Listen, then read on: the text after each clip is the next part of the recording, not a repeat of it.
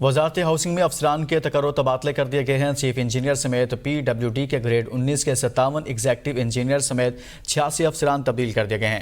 ناقص کارکردگی پر chief engineer PW Zaheer Ahmed کا کوئٹہ میں تبادلہ کر دیا گیا ہے۔ مزید تفصیلات جانتے ہیں احسان بخاری سے۔ احسان بخاری، بتائیے گا، تبادلوں کا سلسلہ شروع ہو گیا، اہم تعیناتیاں کی جا رہی ہیں۔ جی بالکل، وزارت ہاؤسنگ نے PWD میں ناقص کارکردگی کی بنا پر مختلف افسروں کو تبدیل کر دیا گیا۔ ان میں گریڈ 19 اور گریڈ 18 کے افسران شامل ہیں، جن میں چیف انجینئر سمیت ایکسین شامل ہیں، اور ان میں اسلام آباد سے ایک افیسر ہے بلال افریدی، جس کے خلاف کروڑوں روپے کے بے ضابطگیوں کے مختلف انکوائریاں چل رہی تھیں، اس کو بھی تبدیل کر دیا گیا ہے۔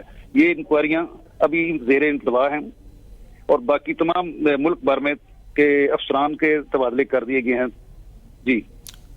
جی ٹھیک، بہت شکریہ احسان بخاری، اس حوالے سے آگاہ کر رہے تھے۔